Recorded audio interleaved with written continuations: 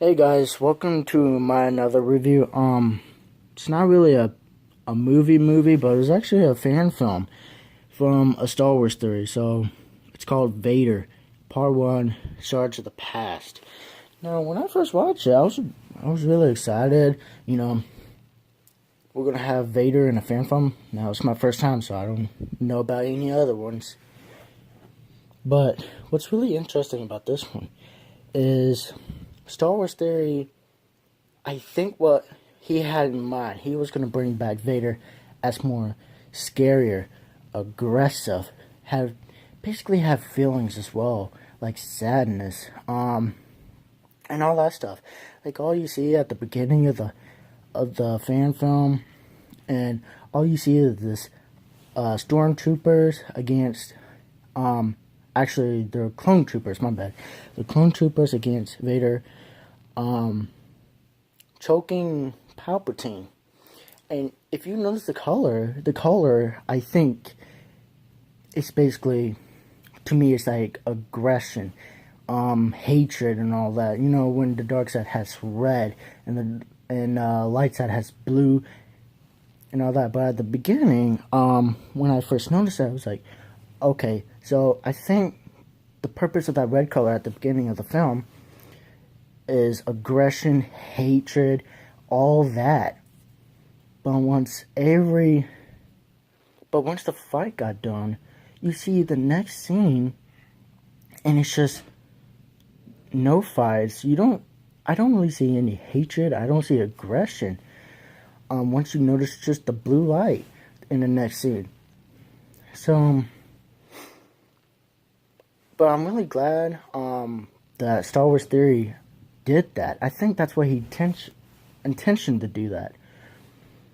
But if he didn't, that's just what came in my mind. But what I really like about it the most is it's not just a stormtroopers, my bad, is they actually brought back Padme and the younger Anakin Skywalker. That's my number one favorite part of the whole fan film.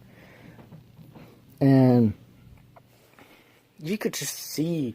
Now, you can't see through the eyes of the helmet or any type of mask, but I could just see the Vader's sadness in his heart. He really missed her because his hatred got in the way in Revenge of the Sith, and because he was in the dark side, his hatred got in the way, and he choked the life out of her, and she died shortly after he gave birth to Luke and Leia Skywalker. But when you see that fan film, you just notice that you just see the sadness and all that. And then after he just touched her, shortly after he just touches her, it was actually his emperor. I thought the actor who played as Palpatine did very well, including Darth Vader, including the other stormtroopers, clone troopers. Why do it's so funny? I'm getting mixed up now. They did really well, even though they all just died in the beginning. But I really like the cinematography. I love the lighting. As again for the lighting, it's one of my number one favorite parts about the fan film. When they made it during the production, they had the red light and the blue light. The red light at the beginning, to me, is signals. It just symbolizes hatred, aggression. But then you get to the next part, and then all you see is just that peaceful. You don't see any hatred. You don't see aggression. You don't see that. That's my number one favorite part. You gotta have the perfect lighting and movies, so that way it could possibly tell like an atmosphere. In my opinion, I don't know if it's correct, but my number one favorite thing about during the production of it is the lighting. The writing is good. How awesome it is. I think, to me, when he when Star Wars Theory brought back Darth Vader, what Rogue One should have had done is that they try to make him scarier, make him more um like that. I mean, just like the original one, they made him look like scary, all that. But in Rogue One, yes, they brought him back, but it's not too long. It's just that at the end, there you go.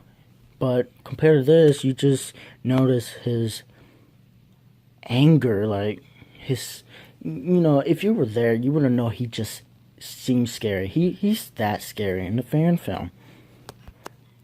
But this is my very first Star Wars fan film I have ever seen. I was excited for months till I heard about it, and I can say this is 10 out of 10. It's so perfect. It's well written, how it's played out, voice impressions, all that. It's very well done.